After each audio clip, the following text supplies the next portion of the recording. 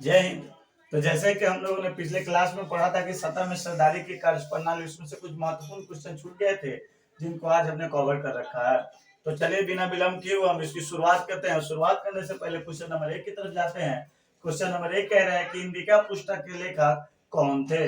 Indica जो पुस्तक है इसके लेखक कौन थे? क्या इरास्मस थे, क्या समद थे, क्या मेगास्थनीज थे, क्या चंद्रगुप्त मौर्य थे? तो आप बताइए कि इसका सही जवाब क्या होगा। तो इसका जो सही जवाब होगा मेगास्थनीज थे। यानी इंडिका जो पुस्तक थी इसके लेखक जो थे मेगास्थनीज थे। अब हम आपको बतलाते हैं कि मेगास्थनीज कौन थे। तो ये सेलुकस निकोटर के राजदूत थे। सेलुकस निकोटर के सेलुकस निकोटर के राजदूत थे। ये राजदूत क्या होता है तो समझिए, जो बहुत बड़े बड़े पहले राजा हुआ करते थे वो हर एक देश में अपने लोगों को रखते थे ताकि वहां की जो भी व्यापार व्यवसाय से संबंधित जानकारियां हो या उस राज्य से संबंधित जानकारियां हो हमें मिलती रहे। तो जो आप ये जान गए कि जो है ना मेगास्थनीज जो थे वह किसके राजदूत थे? सेल्यूकस निकोटर के राजदूत थे। राजदूत थे सेल्यूकस निकोटर के जो है ये राजदूत थे। आगे आप एक बात को जानिए कि अगर आपसे पूछा जाए कि मेगास्थनीज का संबंध कहाँ से था तो आप कहिएगा यूनान से था। कहां से था? यूनान से था। एक और चीज जानिए कि जो इंडिका पुस्तक है इसमें बताया गया है पाटलिपुत्र यानी पटना के बारे में बताया गया है। कहां के बारे में बताया गया है? पटना के बारे में बताया गया है। आगे क्वेश्चन नंबर 2 की तरफ हम चलेंगे। तो क्वेश्चन नंबर 2 कह रहा है कि अर्थशास्त्र पुस्तक के लेखक कौन है। यानी जो इकोनॉमिक्स पुस्तक है उसके लेखक कौन है? क्या मेगास्थनीज है, क्या चाणक्य है, क्या टॉम्स मूर है, क्या अबुल फजल है? तो जी इसका सही आंसर होगा अर्थशास्त्र पुस्तक के जो लेखक है वह चाणक्य हैं। हम एक और बात जानिए कि जो चाणक्य है इनके 3 नाम थे। चाणक्य के 3 नाम हैं। अगर आपसे पूछे, ये कहीं कहीं बच्चों को बहुत परेशानी होता है, कहीं कहीं यह देता है चाणक्य, कहीं कहीं देता है चाणक्य और कहीं कहीं देता है ये कौटिल्य, कहीं कहीं देता है ये कौटिल्य और कहीं कहीं देता है विष्णुगुप्त। एक बात अब यहाँ से कंफर्मेशन हो गया कि अगर कहीं क्वेश्चन में आपको दिया रहे कि और शास्त्र के लेखक कौन थे तो वहां अगर दिया रहे कि चाणक्य नहीं दिया रहे, कौटिल्य दिया रहे तो आप समझिएगा कौटिल्य सही है, या विष्णुगुप्त दिया रहे तो आप समझिएगा विष्णुगुप्त सही है या चाणक्य सही है। तीनों एक ही व्यक्ति का नाम, अगर इनमें से किसी 2 व्यक्ति का नाम दे दे तो आप जाइएगा इनमें से एक से अधिक के पास। अब हम आपको बतलाते हैं चाणक्य थे। जो चाणक्य थे ये चंद्रगुप्त मौर्य के दरबार में प्रधानमंत्री थे। क्या थे? प्रधानमंत्री थे चंद्रगुप्त मौर्य के दरबार में। आपसे पूछा जाएगा चंद्रगुप्त मौर्य के दरबार में आपसे पूछा जाएगा कि जो चाणक्य थे या कौटिल्य थे या विष्णुगुप्त थे किसके दरबार में प्रधानमंत्री थे तो आप कहिएगा चंद्रगुप्त मौर्य के दरबार में। यही अगर आपको क्वेश्चन उल्टा पूछ लिया जाए कि चंद्रगुप्त के दरबार में कौन प्रधानमंत्री थे तो आप कहिएगा चाणक्य हो, कौटिल्य हो या विष्णुगुप्त हो। आपको एक बात जानिए कि जो चंद्रगुप्त मौर्य थे वह चाणक्य के साथ मिलकर घनानंद को पराजित किया था। घनानंद को पराजित किया था। घनानंद को पराजित किया था। समझिए, आपसे अगर पूछा जाए कि जो चंद्रगुप्त मौर्य जो है किसके साथ मिलकर के जो है ना घनानंद को पराजित किया था तो वो चाणक्य व्यक्ति थे जिन्होंने जो है ना चंद्रगुप्त की मदद की थी घनानंद को पराजित करने के लिए। उसके बाद में मौर्य साम्राज्य की स्थापना हुई थी। आगे क्वेश्चन नंबर, आप लोग इसको नोट करते रहिए। आगे क्वेश्चन नंबर 3 की तरफ बढ़ते हैं। क्वेश्चन नंबर 3 कह रहा है किस संविधान संशोधन द्वारा नगर पालिका को संवैधानिक दर्जा प्रदान किया गया। यानी कौन सा संविधान संशोधन था जिस समय नगर पालिका को जो है संवैधानिक दर्जा प्रदान किया गया। क्या 61वां संविधान संशोधन था, क्या 73वां संविधान संशोधन था, क्या 86वां संविधान संशोधन था? तो देखिए, हमने आपको पिछला दिनों की क्लास में बताया था कि जो है 73वां संविधान संशोधन जो है पंचायती राज अधिनियम से है। 73वां संविधान संशोधन किससे है? पंचायती राज अधिनियम से है। तो अब यहाँ जो ऑप्शन 73वां है इसको हम कहेंगे यह तो है जो है पंचायती राज से है। किसे है? पंचायती राज से है। आगे हम बढ़ेंगे 74वां की तरफ। तो जो 74वां का संबंध है वह क्या है? नगर पालिका से है। किससे है? नगर पालिका से। आपसे पूछा जाए, क्वेश्चन पूछा जा रहा है कि जो है किस संविधान संशोधन नगर पालिका को संवैधानिक दर्जा प्रदान किया गया, तो आप कहिएगा 74वां संविधान संशोधन। एक और यहाँ पे ऑप्शन जो दिया हुआ है 61वां संविधान संशोधन दिया हुआ है। 61वां संविधान संशोधन का मतलब समझिए, हमारे यहाँ जो है पहले जो वोट देने की उम्र जो थी वह 21 साल थी, लेकिन 61वां संविधान संशोधन के द्वारा उम्र जो है 21 साल से घटा करके जो है 18 साल कर दिया गया। आगे क्वेश्चन नंबर हम लोग 4 की तरफ बढ़ते हैं। क्वेश्चन नंबर 4 कह रहा है कि भारत में सर्वप्रथम नगर निगम की स्थापना कब हुई। देखिए यहाँ क्या ऑप्शन 1565 होगा, क्या 1688 होगा, या 1789 होगा, या 1942 होगा। आप बताइए कब हुआ। तो भारत में यहाँ पूछा जा रहा है सर्वप्रथम नगर निगम की स्थापना कब हुई है। तो जो भारत में सर्वप्रथम नगर निगम की स्थापना हुई थी वह 1688 ईस्वी में हुई थी। लेकिन अगर यही आपसे सवाल पूछ लिया जाए कि जो है सर्वप्रथम नगर निगम की स्थापना कहाँ हुई थी, सर्वप्रथम नगर निगम की स्थापना कहाँ हुई थी, तो आप कहिएगा आप कहिएगा मद्रास में। क्या कहिएगा, मद्रास में कहिएगा। लेकिन अब इसका नाम बदल दिया गया है और मद्रास को जो है अब कर दिया गया है चेन्नई। तो कहीं कहीं आपको कंफ्यूज करने के लिए जो है मद्रास ऑप्शन में नहीं दिया रहेगा, चेन्नई दिया रहे तो आप चेन्नई को ही सही मान लीजिएगा। तो भारत में सर्वप्रथम नगर निगम की स्थापना जो है कब हुई, 1688 ईस्वी में हुई। और कहाँ हुई, तो आप जान जाइए मद्रास ऑप्शन में दिया है तो मद्रास, नहीं तो नया जो है इसका नाम हो गया है चेन्नई। 1565 है कालीकोटा का युद्ध आपको याद होगा, राक्षसी का युद्ध याद होगा। 1789 ईस्वी फ्रांसीसी क्रांति आपको याद आ रहा होगा। और 1942 ईस्वी भारत छोड़ो आंदोलन, 1942 ईस्वी में जो है भारत छोड़ो आंदोलन हुई थी। आगे क्वेश्चन नंबर 5 कह रहा है, बहुत ही वीवीआई क्वेश्चन है, अक्सर सवाल में आपसे पूछे जाते हैं कि पटना नगर निगम की स्थापना कब हुई। क्या 1947 ईस्वी में पटना नगर निगम की स्थापना हुई, क्या 1952 ईस्वी में हुई, या 1975 ईस्वी में हुई, या 1989 ईस्वी में हुई। तो आप बताइए पटना नगर निगम की स्थापना कब हुई। तो आप सभी जानते हैं कि पटना नगर निगम की स्थापना जो है 1952 ईस्वी में हुई। 1952 ईस्वी में जो है पटना नगर निगम की स्थापना होती है। 1947 में भारत आजाद होता है, स्वतंत्रता अधिनियम आता है। 1975 ईस्वी में इमरजेंसी लगाया जाता है इंदिरा गांधी के द्वारा, इंदिरा गांधी के कहने पे। आगे क्वेश्चन नंबर 6 की तरफ हम बढ़ते हैं। कह रहे हैं नगर पालिका का कार्य क्षेत्र संविधान के किस अनुसूची में है। नगर पालिका का कार्य क्षेत्र जो है संविधान के किस अनुसूची में है। क्या नगर पालिका का कार्य क्षेत्र संविधान की 4वीं अनुसूची में है, क्या नगर पालिका का कार्य क्षेत्र संविधान की 9वीं अनुसूची में है, क्या 10वीं में है, क्या 12वीं में है। तो देखिए जैसे ही हम ये क्वेश्चन को खत्म करेंगे आपको क्विक रिवीजन कराएंगे। मात्र 10 मिनट में जो है संविधान में 12 अनुसूचियां है और उसको हम अभी आपको कंप्लीट करा देंगे। जीवन भर आप उसे भूल नहीं पाइएगा और बहुत सारे एग्जामों में आपको फायदा देगा। तो नगर पालिका का जो है कार्य क्षेत्र संविधान की किस अनुसूची में, तो अनुसूची है 12वीं अनुसूची है। आगे क्वेश्चन नंबर जो है 7 की तरफ बढ़ते हैं। कह रहे हैं क्वेश्चन संघ राज की विशेषता नहीं है। कौन सा ऐसी जो विशेषता है जो संघ राज की विशेषता नहीं है। क्या लिखित संविधान है, क्या शक्तियों का विभाजन है, क्या इकहरी शासन व्यवस्था है, क्या सर्वोच्च न्यायपालिका है। यहाँ क्वेश्चन को देखिए, यहाँ कहा जा रहा है कि नहीं है। तो क्या लिखित संविधान, जहाँ संघ राज होते हैं वहां लिखित संविधान होते हैं, शक्तियों का विभाजन होता है। शक्तियों का विभाजन का मतलब होता है कि शक्ति जो एक व्यक्ति के पास है, सुनो, किसी एक व्यक्ति के पास अगर शक्ति रहेगा तो उसको दुरुपयोग कर सकता है, निरंकुश बन सकता है। लेकिन अगर उसी को बांट देगा तो कोई निरंकुश बन सकता है, बिल्कुल नहीं बन सकता है।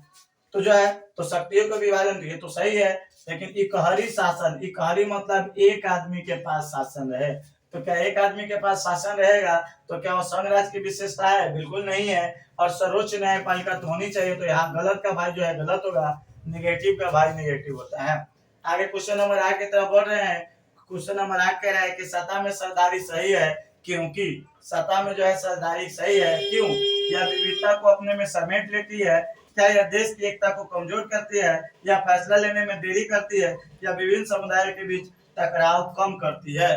तो देखिए देखिए जो सही है, इसका जो सही ऑप्शन होगा यह विविधता को अपने में समेट लेती है। आगे जो है इसका ऑप्शन जो है गलत है, जो है विविधता को अपने में समेट लेती है। जैसा कि हमने आपको बताया था कि बस क्विक रिवीजन करेंगे और क्विक रिवीजन में जो है हम आपको बताएंगे कि जो 12 अनुसूचियां है उसके बारे में। आप देखिए संविधान में जो मूल संविधान में जो है 8 अनुसूचियां थी। आपसे क्वेश्चन पूछा जाए कि मूल संविधान में जो है कितनी अनुसूचियां थी, तो आप कहिएगा 8 अनुसूचियां थी। लेकिन यही अगर आपसे सवाल पूछा जाए कि वर्तमान में जो है कुल कितनी अनुसूचियां है, तो आप कहिएगा कितना है, 12 है। कितना है, 12 है। हम जल्दी जल्दी से क्विक रिवीजन आपको कराते हैं कि जो पहली अनुसूची है इसमें कहा गया है 28 राज्य और 8 जो है केंद्र शासित प्रदेशों की बात की गई है। केंद्र शासित प्रदेशों की बात की गई है। तो आपसे पूछा जाए कि संविधान की जो है प्रथम अनुसूची में क्या है, तो आप कहिएगा 28 राज्य। पहली जो अनुसूची है, पहली अनुसूची में जो है 28 राज्य और 8 केंद्र शासित प्रदेशों के बारे में बात की गई है। वहीं जब हम जो है आगे बढ़ते, अच्छा देखिए एक और आपसे सवाल पूछा जाएगा कि दिल्ली को राष्ट्रीय राजधानी का संवैधानिक दर्जा कब प्रदान किया गया, किस संविधान संशोधन के द्वारा। तो जो है दिल्ली को 69वां संविधान संशोधन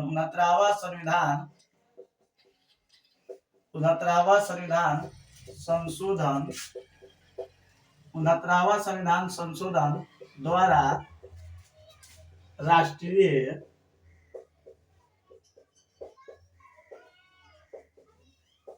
राजधानी का दर्जा प्रदान किया गया। आपसे पूछे कि दिल्ली को राष्ट्रीय राजधानी का दर्जा कब किस संविधान संशोधन पारित किया गया, तो आप कहिएगा 69वां संविधान संशोधन। जो है इसमें कितने, पहली अनुसूची में कितने राज्यों का विवरण है, तो 28 राज्य और 8 केंद्र शासित। आगे हम क्वेश्चन नंबर 2 की तरफ बढ़ते हैं, सॉरी दूसरी अनुसूची की तरफ बढ़ते हैं। तो दूसरी अनुसूची में कहा गया है कि जो देश के अंदर जो है ना जो भी बड़े बड़े पदाधिकारी है उनका जो है वेतन भाता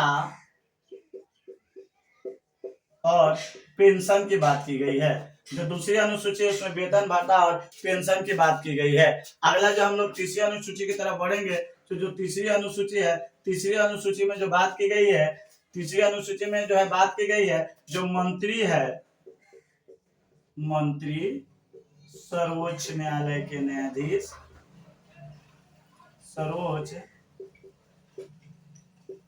न्यायाधीश, मंत्री, सर्वोच्च न्यायाधीश और भी जो भी बड़े अधिकारी है उनका जो है ना शपथ ग्रहण की बात की गई है। शपथ ग्रहण की बात की गई है कि वो लोग शपथ कैसे लेंगे। आगे जब हम चौथी अनुसूची की बात करेंगे, तो जो चौथी अनुसूची है यहाँ जो है संघीय एवं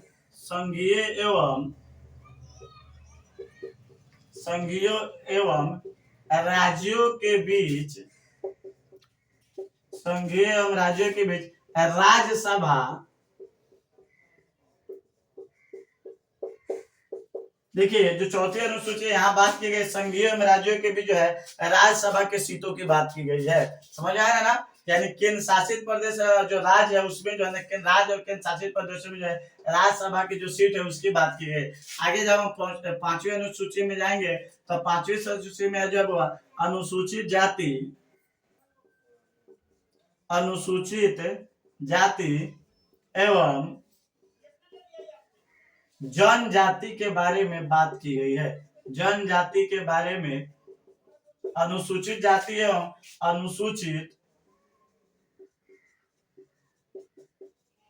अनुसूचित जनजाति के बारे में बात की गई है। पांचवा जो है अनुसूचित जाति तो और अनुसूचित जनजाति के बारे में बात की गई है। वही जब हम लोग छठी अनुसूची में जाएंगे, तो जो छठी अनुसूची है इसमें जो है असम, त्रिपुरा, मेघालय, मिजोरम, इसमें जो है मुख्य रूप से जो है असम, त्रिपुरा, मेघालय, मिजोरम के राज्यों के बारे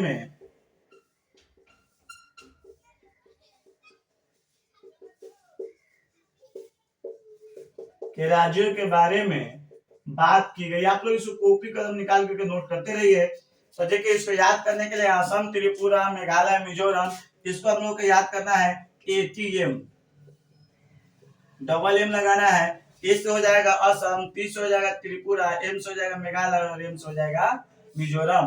तो जो है छठी अनुसूची में जो है असम, त्रिपुरा, मेघालय, मिजोरम के राज्यों के बारे में बात की गई है। वही देखिए, तो हम बता रहे थे इसमें जो है असम, त्रिपुरा, मेघालय, मिजोरम के राज्य में, या आप इसे लिख लीजिए पूर्वोत्तर के राज्यों में, पूर्वोत्तर के राज्यों की बात की गई है, पूर्वोत्तर के राज्यों की बात की गई है।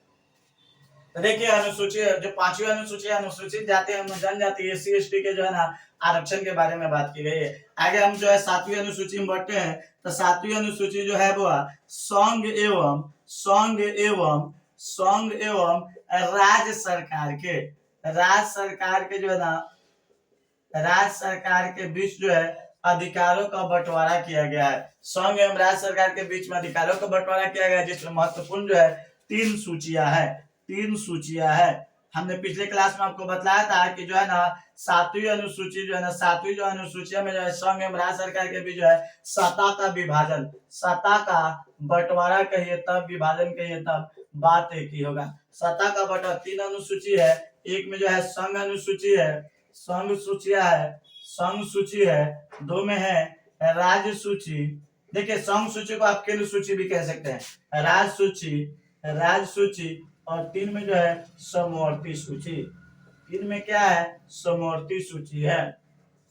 देखिए संघ सूची कुछ ऐसे क्षेत्र है जो अधिकार क्षेत्र जो है संघ को दिया गया है कि आप इस पे कानून बना सकते हैं, राज्य को भी दिया गया है, और जो दोनों मिल करके बनाएगा वह समवर्ती सूची में होगा। तो आगे जो है हम लोग क्वेश्चन नंबर अनुसूची नंबर 7 पे जो है पढ़ चुके हैं। हमें हमेशा क्वेश्चन नंबर याद रहे क्योंकि हमने आपने बहुत सारे एमसीक्यू करा रखा है। आगे हम लोग बढ़ेंगे।